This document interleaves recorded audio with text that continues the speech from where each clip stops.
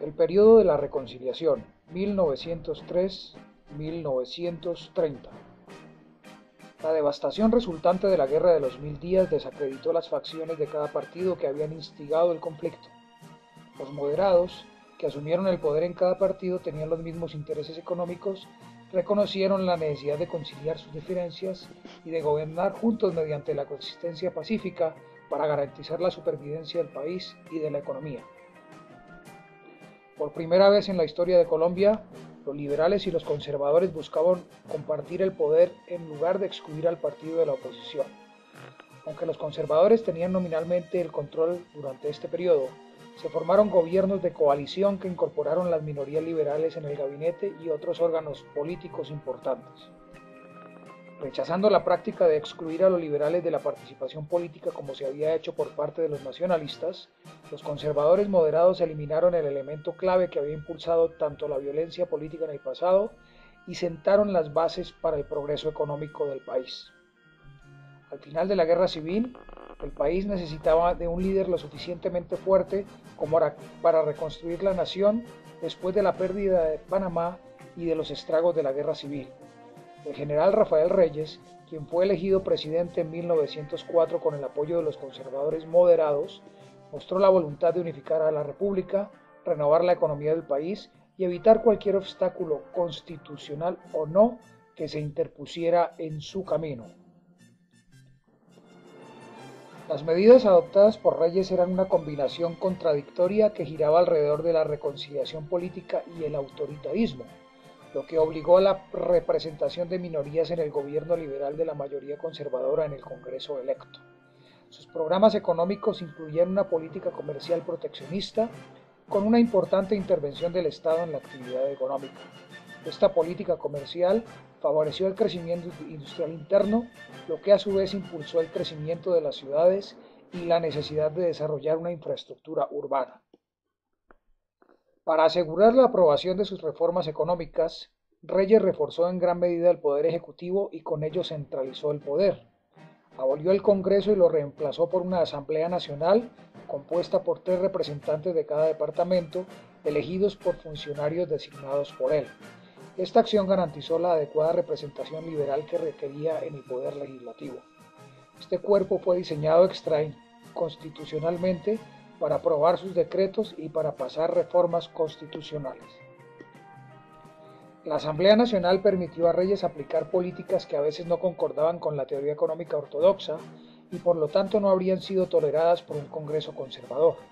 A través de estas medidas, Reyes restableció una administración fiscal correcta, se estabilizó el sistema monetario con el retorno del patrón oro, la restauración del crédito colombiano en el exterior, la atracción de capital extranjero, la mejora del transporte, la promoción de la agricultura de exportación y el apoyo a la industria nacional.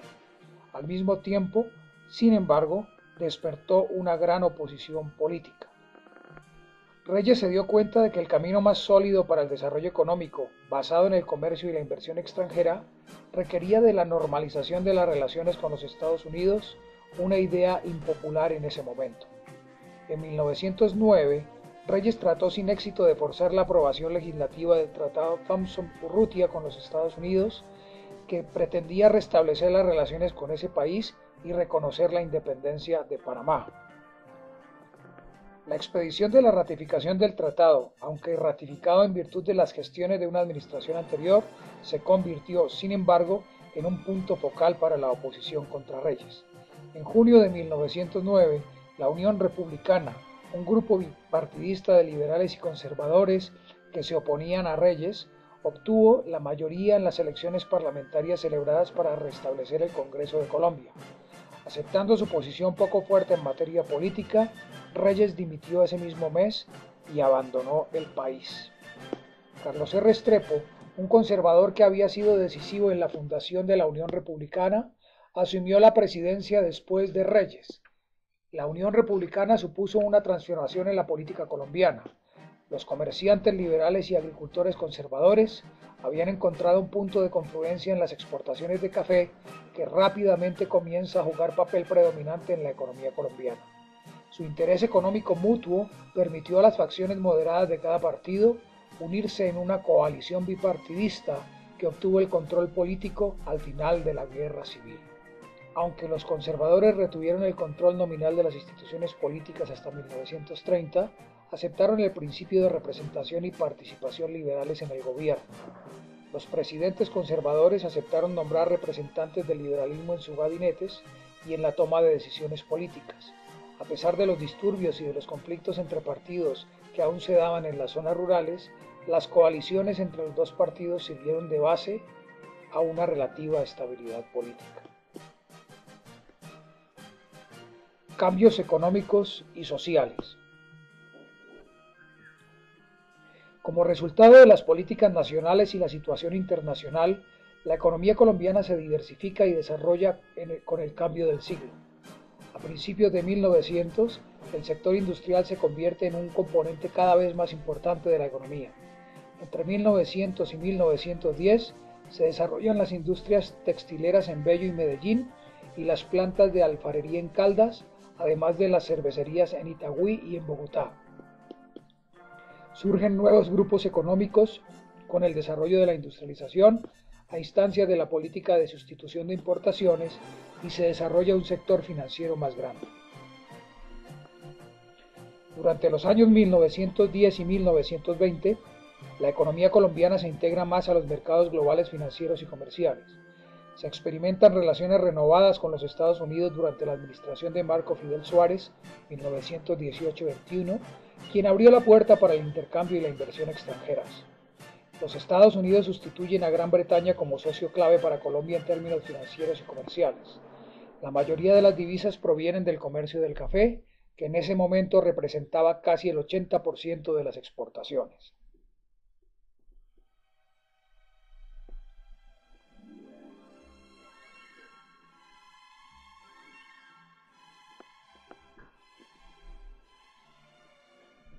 Las divisas también llegan en forma de préstamos y de la indemnización pagada por los Estados Unidos al país por la pérdida de Panamá. El dinero que llegaba al país se invirtió en la industria, en bienes de consumo, obras públicas y creación de nuevas empresas. Las obras públicas, tales como la construcción de vías de comunicación, se aceleraron bajo el gobierno de Pedronel Ospina, 1922-1926. La inversión en la industria provino principalmente del sector privado, incluidas las representadas en intereses extranjeros.